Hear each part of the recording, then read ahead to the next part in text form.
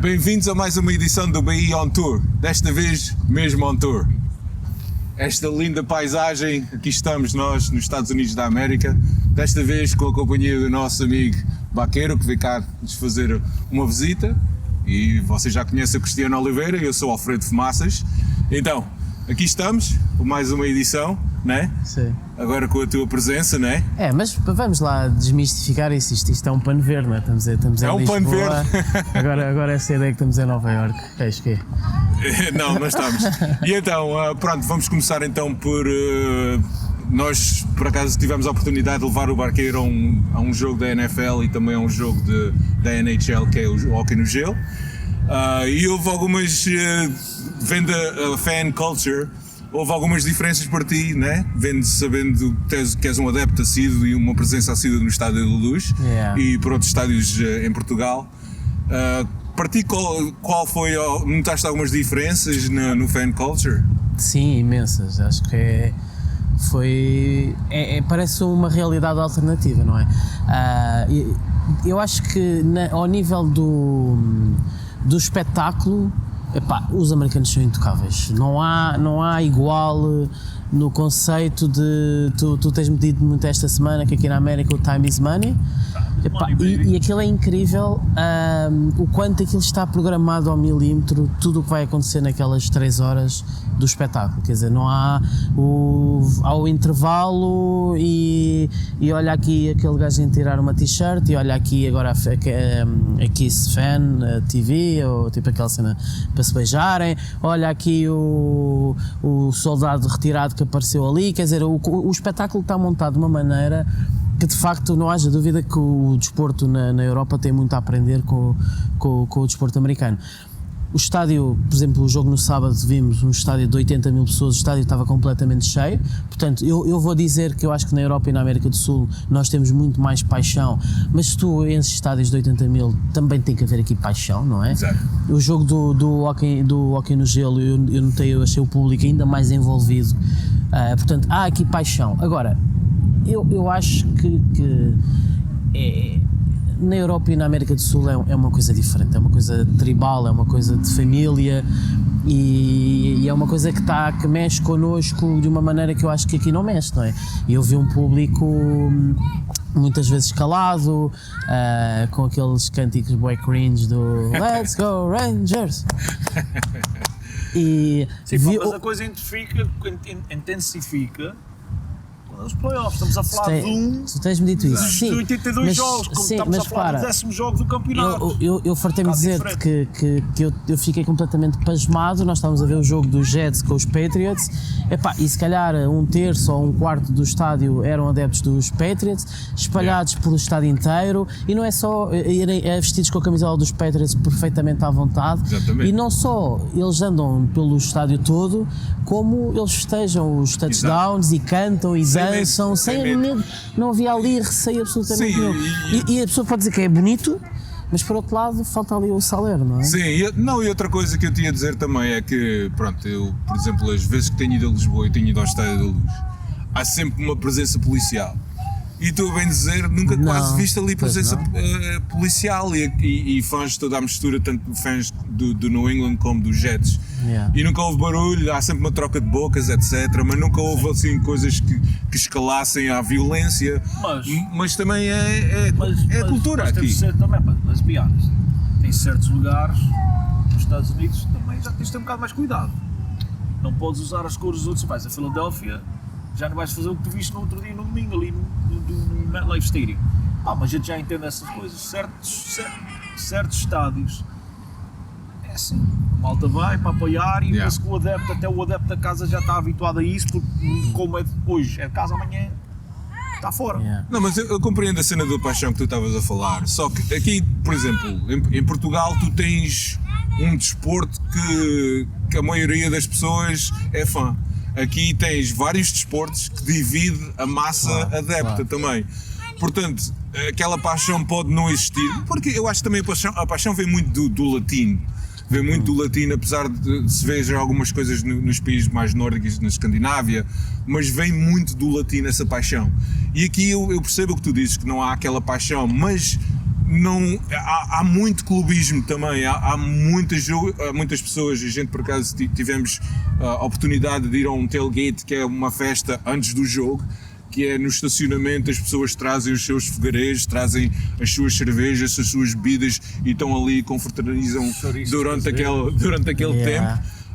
Portanto, e todas essas pessoas fazem isso domingo sim, domingo não, como um ritual. Sim, repara, eu reparei, eu até disse que a expressão que eu utilizei é que aquilo são umas relotes, ou como diz o nosso amigo Cristiano, reletes.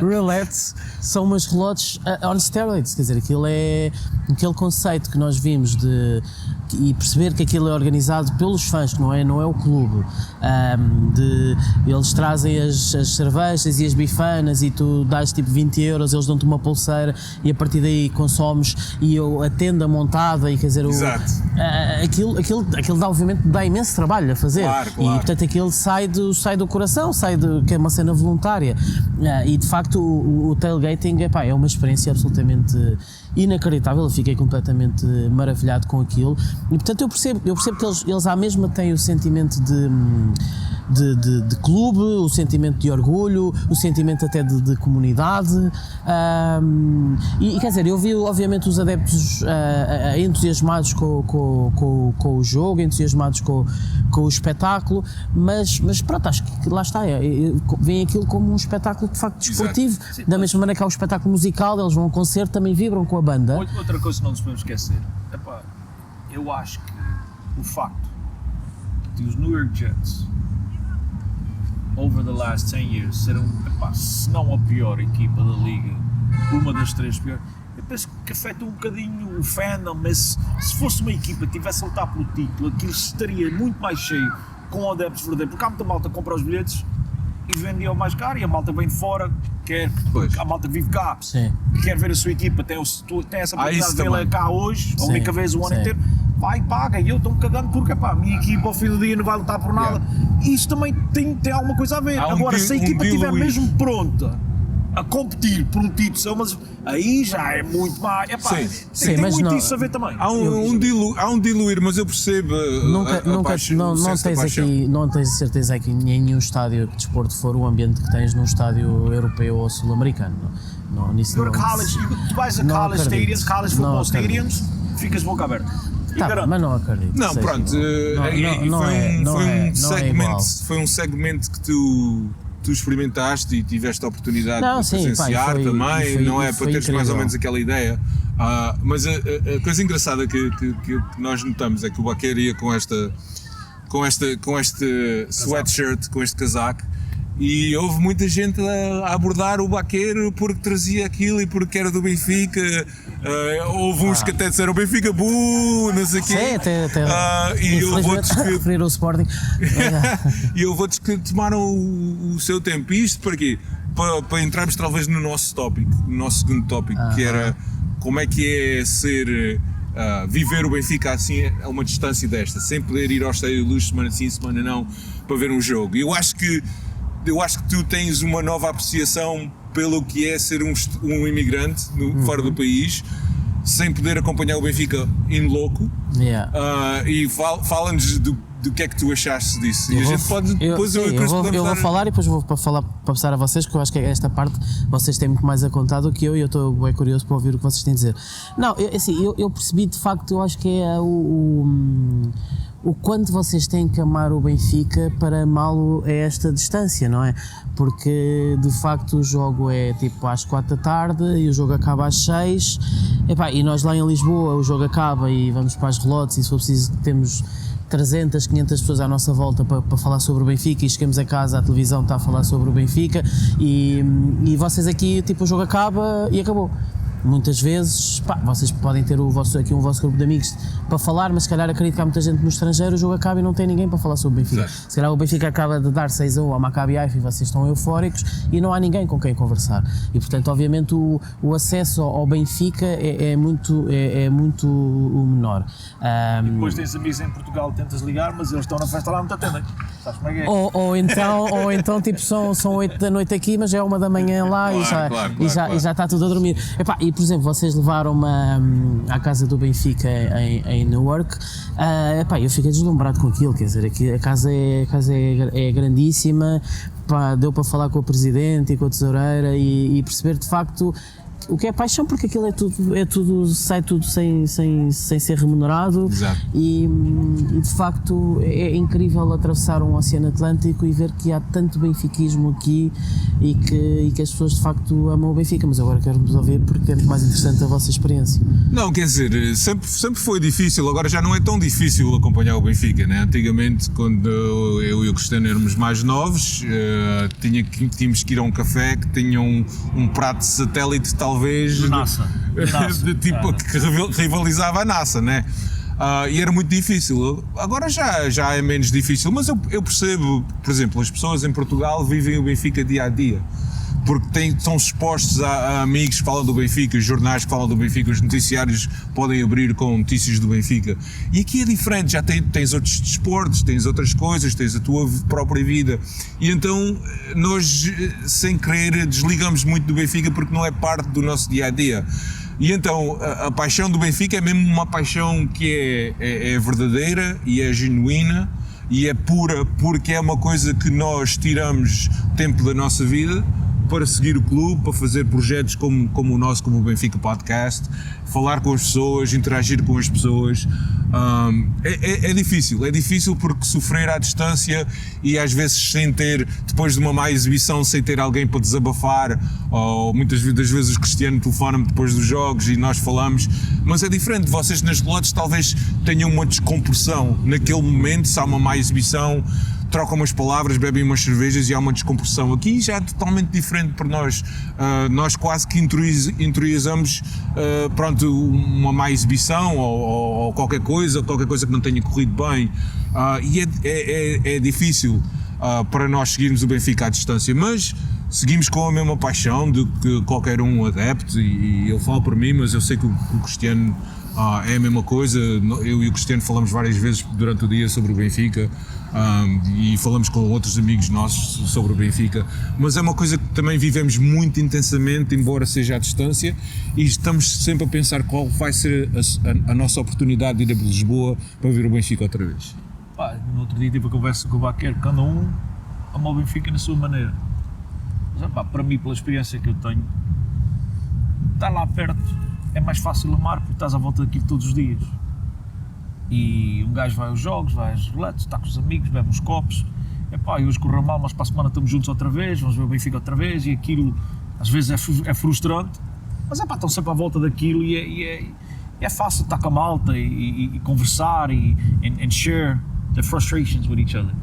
Agora, já está cá fora, é assim, as coisas estão fracas, é muito fácil desligar e posso uma coisa. É mais fácil desligar aquilo. Tens de estar mesmo naquilo, porque a gente está à volta daquilo. Mas ao fim do dia é o Benfica e é o que o Benfica faz a gente, e a gente, tanto como cai lá em Portugal, vocês lá, a malta gosta do futebol, adora o clube, não só o futebol, tens de falar das modalidades também. a malta gosta das modalidades. Mas sabes como é que é o Benfica? Nós temos aqui em Hoboken, on the other side of New York City. Claro, temos uma grande amizade, mas tudo o quê? À custa do Benfica. Claro. Sim. Não há custa, desculpa, à custa é uma palavra errada, não há custa nada, não paga nada. Mas Sim. Por causa do Benfica. Por causa do Benfica. Foi por causa do Benfica que nós nos encontramos e conhecemos, e agora estamos aqui em Nova Iorque a desfrutar mais uma vez, a fazer um programa para os nossos meninos e meninas muito lindas em Portugal. E lindos. Olha, e Baquer, explica-me como é que foi aquela sensação de pronto, foste a um jogo da NFL, que praticamente é um desporto americano, seguido por americanos. Exato. E seres interpelado por algumas pessoas que conheceram uns bem, outros mal. Explica qual foi esse sentimento. Eu lá está, eu resolvi trazer este casaco do Benfica. Até tu me perguntaste se era adequado. Sim, não, exato. Levares ao jogo. Até perguntei quais eram as cores lá dos equipamentos. Lá está, porque na minha mente, se eu levasse a cor da equipa adversária, podia ser complicado. Mas pronto, percebi que não havia problema nenhum com as cores, e depois percebi que mesmo que tivesse a ver alguma cor das equipas, não tinha problema nenhum. Mas eu levei a camisola por uma brincadeira, uma questão de represent, não é? Mas estava perfeitamente convencido que ia andar ali completamente anónimo. Epá, e foi um espanto de facto, epá, eu não vou dizer que foram 10 ou 20, mas foram 6, 7, 8 pessoas, algumas eram portuguesas. Não é? positivo. Algumas. Não, algumas. Reconheceram, mas é pá, sempre a mandar. Sei lá, tive um a dizer Benfica, não sei o quê, e pá, depois fomos falar e percebi que era um português. Sim, sim. Mas tipo, americanos, Benfica, não sei o quê. Sim, eram grandes adeptos do Sporting Lisbon. E depois também, infelizmente houve um ou outro que referiu o clube da segunda circular, mas referiu o clube da segunda circular até o número de picar, não é? Tipo, perceber que sabe que é o rival, mas de facto fiquei surpreendido, pá, porque uma pessoa chega aqui à América e acha que eles não ligam nenhuma ao soccer e que não sabem minimamente o que é o Benfica, e é o espanto de, por um lado, perceber que o soccer já não é tão pequeno quanto isso aqui e que eles de facto já sabem reconhecer o clube. Não, exato, e outra coisa que eu ia mencionar também foi que quando a gente chegamos ao estacionamento, havia várias pessoas, e as pessoas trazem jogos, tipo um jogo tipo, que é tipo a malha, e então tinham um jogo que se chama Cornhole. Buraco do milho. E o Cristiano por acaso pediu à pessoa se deixava que deixasse que tu a mandasse, e as pessoas completamente amáveis e dadas, queriam saber de onde é que tu és e falaram contigo, mesma coisa dentro do estádio. E talvez isto, há muita gente que tem uma percepção do povo americano ou daquele americano, do Trump, não sei o quê, que é uma pessoa rude. E, no entanto, todas as experiências que tu tiveste dentro do estádio, a falar com as pessoas que estavam ao pé da gente, foram super positivas. Sim. Pessoas muito inquisitivas e curiosas em saber de onde é que vinhas e tal. Completamente. Muito bom, muito bom. Sim, completamente. Aquilo, passado um bocado, nós estávamos a conversar com os de cima, com os da direita e com os da esquerda, eles interessados e curiosos de dois tipos de Portugal terem vindo desde Portugal e estar a ver ali o desporto, a explicarem-nos as coisas, com curiosidade. Yeah. Epá, e durante esta semana que tenho estado aqui nos Estados Unidos, honestamente, não tive uma única má experiência. Todas as interações que tive com americanos foram sempre super simpáticos. Eu, por exemplo, há muita fama aqui do Nova Iorquino, tipo, estar sempre aí na rush e tipo, se eu preciso até dar encontrões na rua para deixar passar, mas honestamente sempre que tivemos alguma dúvida e temos de perguntar a alguém, mesmo aquela coisa mesmo à turista, olha, desculpe, estamos a querer ir não sei para onde, pá, foram sempre super simpáticos e de facto são estereótipos que se criam, mas eu acho que não têm grande razão até de ser. houve malta no estádio que gostou tanto de Portugal, queria ir a Barcelona. Ou conhecia tanto Portugal. Acontece. Uma outra coisa que nós queríamos mencionar, e talvez isto vá um bocadinho ao encontro do nosso próximo tópico, que é o momento atual do Benfica, foi que, e vai muito ao encontro também do que a gente estava a dizer, como é que a gente vive aqui o Benfica. E é assim, né? Nós imigrantes temos amigos de vários países, de várias culturas que seguem o Champions League, etc. E então, durante estes anos todos em que o Benfica tem feito más prestações na Champions League, temos sempre sido gozados por eles. E finalmente o Benfica, o que está a fazer esta época, dá-nos um motivo de orgulho. E agora os nossos amigos já nos tratam com respeito e já reconhecem, tu és adepto do Benfica, vocês estão a fazer bem esta época e não sei o quê. E então é uma coisa que é um grande motivo de orgulho, ter o Benfica internacionalmente reconhecido e a fazer bem, a ter boas prestações na Liga dos Campeões, e ter esse reconhecimento dos nossos amigos já não sermos mais o gozo. Tu falas em amigos, eu vou falar em coworkers, quando eu trabalhava na rádio com jogadores, com former players, jogadores profissionais que já tinham deixado a carreira e agora fazem disso a sua profissão. Cada vez que eu falava com eles, norte-americanos, ingleses, italianos, seria quem fosse. Malta gozava comigo, Benfica, o que é isso? A saber que me iam picar, mas aquilo era doloroso e eu falava do Benfica, e depois aquilo chegava só à cela e levava 5 batatas e um gajo tinha que se esconder lá na casa de banho para a malta não o ver. E agora, no outro dia, o Bakir sabe bem que estava sentado ao meu lado, quando o Benfica faz para mim o mais como é que se diz, coisa mais shocking, para mim não foi o Benfica até ser em primeiro lugar. Coisa para mim impressionante, para vocês dizem em português, é que o Benfica, para sair do grupo em primeiro lugar, teve que dar 6-1. Eu não mando o Benfica aqui à Liga dos Campeões fazer esses resultados. E aquilo foi um orgulho do nosso Benfica. E depois comecei a pensar muitas dessas conversas e muita dessa malta. Picava e gozava que o Benfica era isto, o Benfica era, epá, o Benfica era Benfica quando a televisão era preto e branco. Ei, não melhor. E agora finalmente eu pensei nessa malta toda e eu posso com vocês que eles pensaram em mim. Porque eu sei que agora já não podem gozar mais. De certeza, e até hoje por acaso eu levei isto vestido para o trabalho e o meu patrão por acaso segue a Liga dos Campeões. Que é americano. Que é americano. E entrou no meu escritório e disse: mas a gente ainda não viu-me com isto e disse: nós ainda não tivemos a oportunidade de falar como é que vocês saíram do grupo, e tivemos ali a bater um papo, a falar sobre o que é que o Benfica tem feito este ano, e ele a dizer que tem gostado do jogo, da maneira como o Benfica joga e do estilo de jogo e da ideia de jogo. E pronto, é uma coisa que nós, como imigrantes e benfiquistas, estamos muito orgulhosos desta equipa, sobretudo como a época tem corrido até agora. E para ti, Baquer, tu estavas a dizer, se calhar já não volta a Portugal porque... Epá, tiraste muito, estava à espera que tu te calasses para dizer isto. Epá, penso que o Baquer não vai embora, porque desde que o homem chegou, Porto perde pontos, Sport perde pontos, o Benfica dá cá a vazada a toda a malta. Epá, até isto correr mal, tu ficas cá. Pá, eu estou disposto a fazer esse sacrifício, pá, mas com uma condição. O Benfica tem que me pagar um cachê bastante elevado, pá, porque eu vou-vos dizer uma coisa, o nível de vida aqui para o Tuga, que mora na Tuga, isto é muito complicado, mas se o Benfica pagar, se o Benfica continuar a dar 5 e 6 em todos os jogos, eu fico aqui, pelo menos até ganharmos a Liga dos Campeões, depois se calhar no dia seguinte eu regresso. Não 13. Olha, e eu tenho dito a ti, disse-te a ti quando chegaste no sábado, que eu estava apaixonado por esta equipa. Já tivemos a oportunidade de dizer também isso no nosso podcast, nesta última quinta-feira que a gente... Quarta que a gente falou. Quarta depois do jogo. Sim, quarta depois do jogo. Sim. Eu estou completamente apaixonado por esta equipa. Fala-nos de o que é que tu achas desta equipa, porque pronto, já houve momentos em que tu fizeste poemas ao Laje. E por menos, né? Por menos. Agora tu vês o Benfica a jogar da maneira que está a jogar, com esta ideia de jogo, com uma cultura diferente, com um technical staff que tem um mindset completamente diferente do que a gente estava habituado. Fala-nos para ti o que é que tu estás a achar deste Benfica.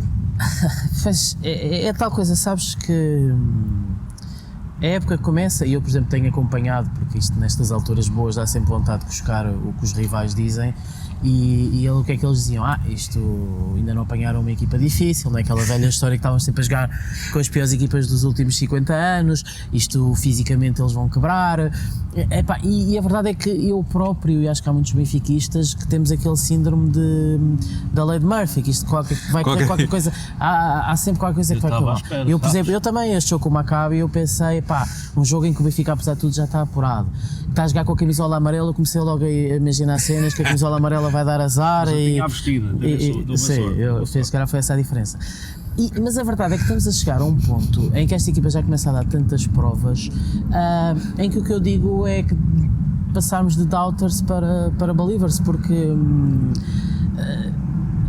eu acho que esta equipa, isto já não é fruto do acaso. Portanto, há aqui de facto muito treino, muito trabalho, muito talento da equipa técnica, da maneira como o plantel foi organizado este ano, dos jogadores, e o que eu digo acima de tudo é, neste momento, é desfrutar ao máximo. Não. Porque estas épocas, obviamente não sabemos ainda como é que vai acabar, mas eu sinto que estamos a viver uma daquelas épocas que são muito raras. Sim. Nós andamos às vezes aqui 10, 15 anos à espera de uma época destas. Estás a ver, uma época tipo 93, 94, 2009, 2010, 2013, 2014, esses 3 meses com o Laje, e temos esta época. Sim. E eu acho que, como eu te disse lá no Benfica Podcast, agora em português é mais fácil dizer do que em inglês, e com um bocadinho menos de cerveja bebida. Eu acho que neste momento estamos num ponto em que a época ou vai ser muito boa ou vai ser lendária. E portanto, na pior das hipóteses vai ser muito boa, e portanto é desfrutar ao máximo. E obviamente eu neste momento a minha vontade era fazer poemas a tudo e todos no Benfica, mas parece-me que tem dado azar, eu vou-me conter. Mas em defesa ao mano, Tu sabes por muito menos. O que o Laje fez também foi extraordinário. Foi, senhor. Então, eu nesse tempo concordava com. Eu li aquele poema quase a Mas eu acho que o momento do Laje vem numa altura em que nós já estávamos saturados do que o Rui Vitória trouxe, ou que estava a demonstrar. E então aquilo foi quase como um alívio, então de repente sentimos assim aliviados e se calhar socorridos daquele marasmo com o Laje, e então aquilo era agora é que é. Mas uma coisa que nós discutimos no nosso podcast, Chris, foi todas as contratações que o Benfica tem feito este ano, parece que tem acertado em cheio, em todas. Quase todas. Eu para mim gostaria muito de saber agora o que pensa o Mano Baquero e a malta esteja a ver isto. Gostaria muito de saber o que a malta em Portugal pensa. Para mim, eu penso que fala-se muito em Rui Pedro Brazos, fala-se muito até no Rogers Schmidt, eu penso que ele tem tido um papel nisto tudo, mas ao fim do dia penso que o regresso do Lourenço Coelho, né, que te chama, para mim não é coincidência nenhuma que o homem volta e o Benfica começa a ter grandes plantéis mais uma vez e as contratações acertarem. Penso que o Benfica andou ali um tempo perdido, que não havia mesmo um gajo de futebol, um gajo que entendia como é que montava as equipas. Eu acho que, claro, o Laje tem, o Schmidt tem muito a ver com o momento dos jogadores, né? Com a forma dos jogadores, mas ao mesmo tempo eu penso que também a malta que trouxe os jogadores entendeu bem como eles encaixavam e montaram uma equipa muito fixe. Eu acho que há pouca malta que fala nisso. Mas também temos uma mudança de paradigma, né? Porque com o nosso novo presidente Rui Costa deixamos de ser uma equipa que assina Salvador Agres e este e aquele por assinar e nunca vestem uma equipa, na equipa nunca calçam, né? E enquanto o Rui Costa parece que pôs as cartas todas no futuro desportivo ou no campo, como a gente diz. A gente teve a falar nisso no nosso podcast. Mas é um paradigma curioso, né? Que deixamos de ser esse e que e voltamos as nossas atenções e os nossos focos para o produto dentro do campo.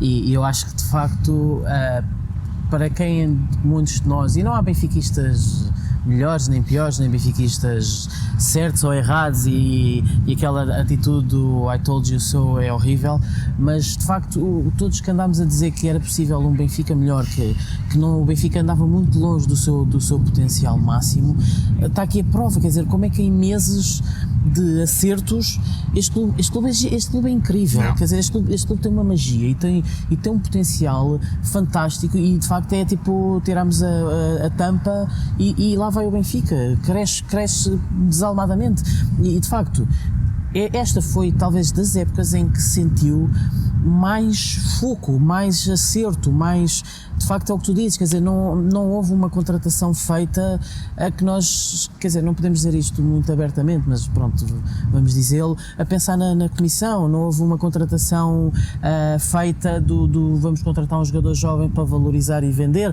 não, aquilo foi literalmente, eles sentaram-se numa mesa e vamos lá ver, ok, defesa direito, falta aqui um defesa direito, vamos procurar um defesa direito, olha, está ali na Dinamarca aquele Alexander Bá, bora, precisamos do número 8, está na Argentina um Enzo Fernandes, vamos contratar o Enzo Fernandes, nem que ele venha passado não sei quantos meses, mas vamos contratar.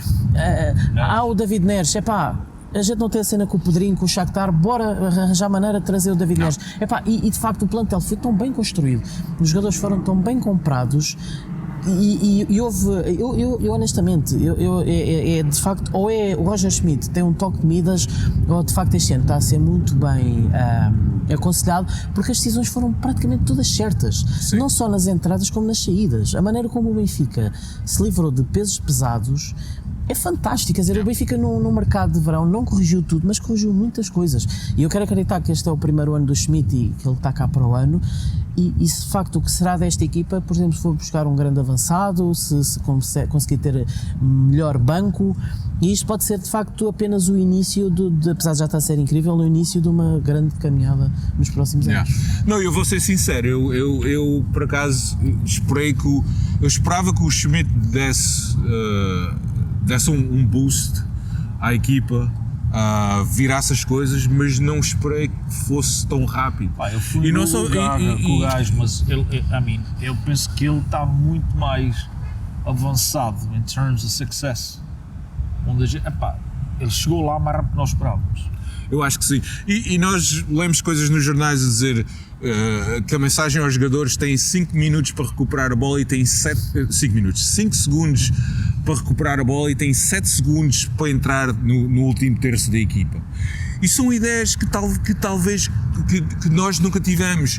Nem sei se haverá um treinador Tuga da atualidade que tenha esse tipo de ideias. Nós já sabíamos que o Roger Smith gosta muito de pressionar alto e é uma equipa que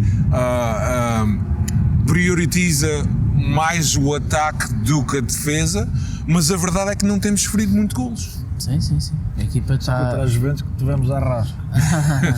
É verdade, aqueles minutos finais. Sim, mas quer dizer, eu nunca tinha visto, por exemplo, recordando esse jogo com os Juventus, pronto, o Benfica, vimos o Benfica a ganhar o Manchester United, a ganhar o Liverpool, a ganhar agora ainda recentemente o Ajax, mas eu honestamente, eu nunca tinha visto o Benfica a esmagar... Foi os melhores 75 minutos que eu vi o Benfica a jogar na Liga dos Campeões. Nunca tinha visto o Benfica a esmagar um Tubarão. Os primeiros 75 minutos. A pior Juventus dos últimos anos, há de acrescentar. Pronto, mas falando de verdade, Não, aquilo podia ter sido, podíamos ter dado 5 ou 6 aos Juventus. Portanto, é uma coisa estrondosa o que estamos a viver, e eu sugeria de facto outra coisa, que é quando os jogadores do Benfica têm a bola, olharem para a movimentação dos jogadores que não têm a bola, e aquilo está uma orquestra super bem ensaiada, e é por isso que estes resultados estão a acontecer. Isso é uma equipa que é bem treinada, como estás a dizer. É verdade. Uma equipa está em sync e percebe exatamente o que tem que fazer com a bola e sem a bola.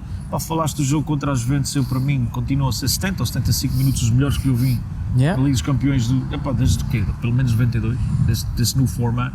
E já a primeira parte, contra o Paris Saint-Germain, se não fosse um Donnarumma em forma naquele dia, o Benfica podia sair ao intervalo e para ali ganhar 3-1, 4-1. O Benfica tem jogado futebol, bro. Tem jogado futebol, e quem não gosta e quem não aprova do que está a passar no Benfica não é benfiquista. Olha, mas deixa-me perguntar uma coisa que tem na cabeça de muitos benfiquistas, que é a paragem para a Copa do Mundo.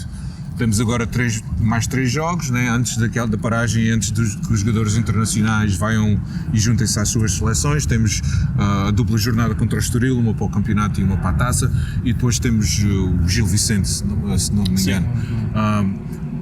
Achas que a paragem vai ser benéfica, ou achas que não vai ser boa para o Benfica? Para dizer a verdade, a maneira que o Benfica está a jogar, it's the wrong time. Eu não queria continuar. Tenho hesitação que sim, pode afetar a equipe, mas ao mesmo tempo temos que olhar para um plantel que vão sair 4, 5 máximo para o Mundial. Sim, então, e o Benfica vai treinar. Eu estou a olhar para esta paragem com muita antecipação para ver o que se vai passar com o Draxler. E era isso que eu te ia perguntar. Que, se ele recupera e usa este mês para se meter em forma, eu compreendo que o rhythm do jogo vai demorar um bocadinho a chegar, mas se o homem está em forma, sabemos que o gajo é um cracaço do craque, e isso pode ser uma aquisição na segunda parte do campeonato, que ainda começa mais cedo, que é em dezembro, né? O futebol começa outra vez. Pode ser uma peça integral que vai ajudar o Benfica muito, e também vai ajudar muito nas decisões que o Benfica vai fazer em janeiro, quando chega à janela. Mas eu penso que não é só o Benfica, eu penso que os clubes todos vão ter o mesmo problema, porque não é só o Benfica que vai perder jogadores para o Mundial, e não é só o Benfica que vai parar. Eu acredito em tudo que esta equipa técnica está a fazer até agora. O gajo no outro dia faz substituições no Dragão, onde muitos treinadores no nosso passado não o fariam. O gajo faz 2 substituições, sim. Depois do jogo a gente fomos a ver que os jogadores estavam tocados, o Ramos e o Ornes. O Ornes são, como é que eles chamam? Mas quando aquilo acontece, a gente está a ver num bar, mas olhamos para o outro, calma, é o Schmidt, o homem sabe o que está a fazer, E é assim, eu tenho total confiança neste homem. Schmidt we trust. E para ti, Baquer, o que é que tu achas desta paragem? Acho que é uma incógnita, quer dizer, nós ainda agora tivemos a experiência do jogo com o Guimarães, que teve uma paragem de seleções e notámos logo que a equipa tinha perdido ritmo, não é? Não foi possivelmente, juntamente com o Caldas, o pior jogo que o Benfica fez. Eu diria que é uma incógnita. É verdade que o Benfica não vai perder muitos jogadores para o Mundial, 4 ou 5, o Otamendi, o Enzo e mais mais um ou outro. Terão os jogos da Taça da Liga para manter um certo ritmo competitivo. Conhecendo o Roger Schmidt como já conhecemos, ele não vai pôr muitos suplentes na Taça da Liga, ele mantém sempre ali uma estrutura base e, portanto, utilizemos esses jogos da Taça da Liga para manter ali um nível competitivo médio e na esperança que quando recomeçar a equipa consiga outra vez ir lá para o topo. Uma pergunta eu não sei, e estou a perguntar, a segunda Liga para? A equipa B para? Tem paragem no Mundial ou continua? É o capaz. Não, eu estou a perguntar isso porque se tiverem, né, vamos dizer, não sei, só estou a dizer, vamos assumir que tenha a mesma paragem, duvido que tenha também, mas vamos dizer que sim. Acho que vai haver ali muitos eu acho que vai haver muitos amigáveis. Eu acho que vai haver muitos amigáveis. Muitos jogos de treino que é para os gajos não perderem o ritmo deles. E olha, depois de nos qualificarmos em primeiro na Champions, vamos para o pote 1, claro. O sorteio está aí à porta. E eu vou ser sincero, eu disse isto a vocês na quarta-feira quando a gente gravou o nosso programa, mas eu, como esta equipa entra em jogos, a olhar qualquer adversário olho no olho, sem ter medo, sem ter receios, eu acho que, olhando para as equipas que estão no pote 2, eu acho que não tenho medo de qualquer equipa que saia. Está bem que um sorteio mais favorável pode ditar o quanto longe nós possamos ir, né? Mas o que é que tu pensas? Tu disseste à gente que gostavas de evitar o Liverpool. Liverpool, apesar da forma que estão a passar, são sempre o Liverpool. Sim. Eu, se pudesse, claramente optava por não escolher o Liverpool, até porque nós não sabemos como é que o Liverpool vai estar em termos de forma quando chegar o sorteio dos oitavos de final. Eu acho que o Jürgen Klopp é um treinador incrível e eles continuam a ter jogadores e um nível de jogo altíssimo.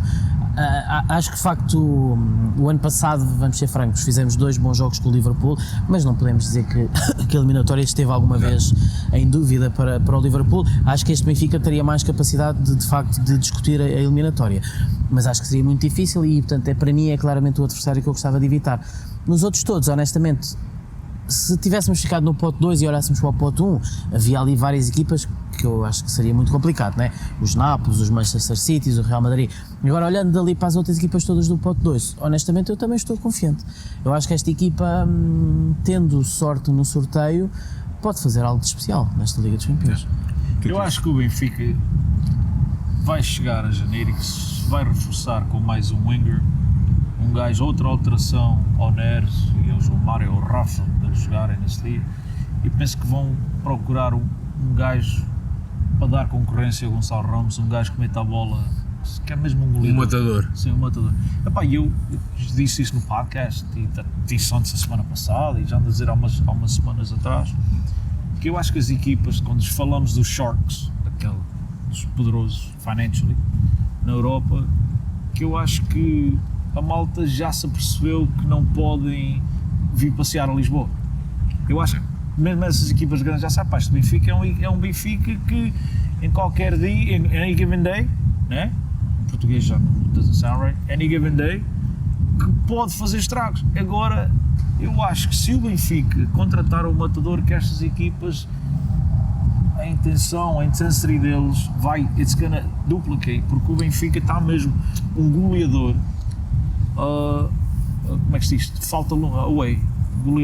Falta um goleador. Um matador. Não, but like a player away. Está um goleador away. Está um jogador falta um jogador para... Sim, falta um matador para mesmo ter respeitinho e para fazer estragos. Para ser respeitado. Sim, porque eu acho que apesar do Gonçalo Ramos, neste momento, ser o máximo goleador da Liga Portuguesa, por aí, né? E marcou agora também, outra vez na quarta-feira, e o puto tem feito o seu papel, mas eu acho que tens um gajo que chega ali e tem uma oportunidade, tu usa por marca uma, muda o jogo, e eu penso que quando, as you go deeper na competition, que as oportunidades vão ser menos e vão ter que as aproveitar. Mas também não podemos pensar que é só o Benfica que se vai reforçar, né? Claro, é isso que eu disse. Temos os Tubarões, o Real Madrid, que, como tu também disseste, que é a equipa que costuma ir comprar o melhor jogador do Mundial. Sempre. Temos essas equipas também a puxarem-se dessa maneira, né? Não podemos também pensar que é só o Benfica. Mas eu concordo com o Chris, que o Benfica está um matador, está com um matador vamos ao próximo nível. É isso que eu penso também. E talvez tu partilhes da mesma opinião. Sim, concordo. Também já Não que o Gonçalo Ramos seja mau jogador, mas e talvez as pessoas que vejam o Benfica no Estádio da Luz vejam o trabalho que o Gonçalo Ramos faz durante o jogo, ou seja, a puxar a linha defensiva para um certo lado, puxar os marcadores para um lado e abrir espaço. Eu sei que ele faz muito disso, mas nós, para uma posição daquela, eu acho que, na minha opinião, precisavas de um jogador que marcasse mais golos. E talvez seja também da ideia de jogo, do nosso sistema de jogo, porque muitas vezes nós vemos o Gonçalo Ramos no meio de dois centrais sozinho, como se estivesse numa ilha, sem qualquer associação com o resto da equipa. E acho que isso, às vezes, ele tem um trabalho um bocado ingrato nisso. Mas eu concordo com o Cristiano, se nós temos um matador, eu acho que o Benfica vai ser bastante respeitado na Europa. Pá, não que não seja, né? Pronto, cheguem ali a barraca lá abaixo.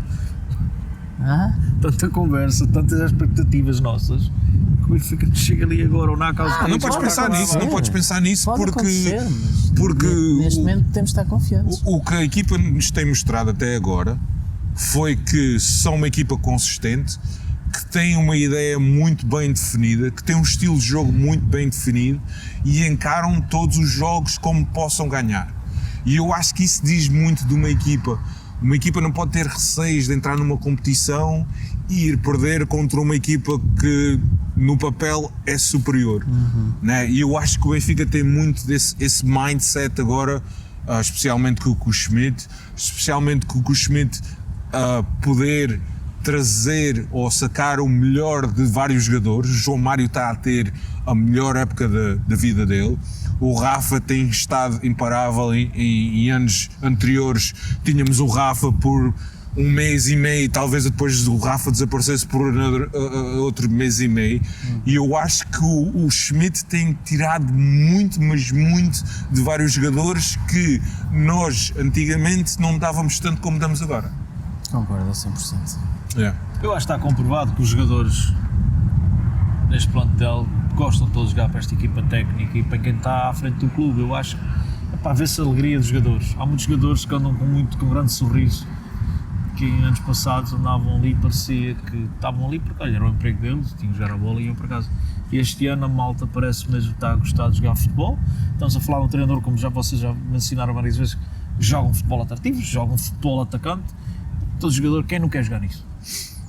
E olha, e aquela ideia de, antes de ver o Schmidt, que havia muita gente a opor-se a que viesse um treinador estrangeiro, queria um treinador tuga, eu acho que essa ideia agora foi por água abaixo, não é? Claro, é um mito que se quebra. Eu acho que isso, sinceramente, era um certo provincianismo. É verdade que os treinadores portugueses evoluíram muito nos últimos anos, há muitos bons treinadores portugueses, mas essa ideia que o Benfica só podia ter treinadores portugueses não fazia sentido. E honestamente acho que, pronto, obviamente acertamos em cheio com um belíssimo treinador, mas também tem sido muito positivo, por exemplo, ainda agora no jogo com o Dragão, termos alguém que tem uma mentalidade completamente diferente e que vem de fora e que se calhar até é bom não saber os vícios e as trapaças do futebol português.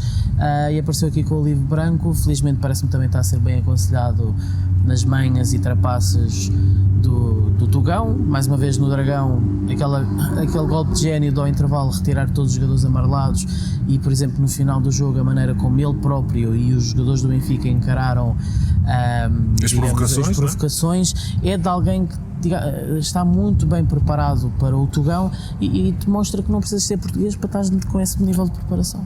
Exatamente. Pois é isso, e eu acho que é só o que nós temos, né? Aqui de Nova Iorque, pano de fundo. Obrigado por nos terem assistido, acompanhado. Obrigado ao Baqueiro. Obrigado ao Baqueiro, exatamente. Eu é que tenho de vos agradecer a maneira como me receberam. Pá, isto foi, eu posso dizer que é, pá, possivelmente, não é possivelmente, é mesmo uma das melhores semanas da minha vida por vários motivos. Foi uma experiência absolutamente incrível. Lembrei-me agora de deixar um desafio à malta que nos está a ver, que escreva nos comentários, quem estiver a ver fora de Portugal, de que país é que estão a ver, Exato. porque de facto é logo uma experiência de perceber de facto que o Benfica que há Benfica em todo o lado. Exato. Portanto, escrevam aí nos comentários em que país é que vivem. Exatamente. E não se esqueçam de subscrever o nosso canal e dar Hit the o like button. like. Também, pá. E também visitar o nosso site em benficaindependente.com, subscrever o Patreon se estiverem interessados e pronto, e seguir todos os nossos projetos, Benfica FM, Benfica Podcast, Brink. Só quero mandar uma mensagem à malta que me está a seguir agora, é que aqui, como vocês veem, aqui não há picado gays. Só para avisar. Pronto, é tudo aqui da minha parte, do Cristiano e do Baqueiro. Um abraço por todos vós e tchau. Até à próxima.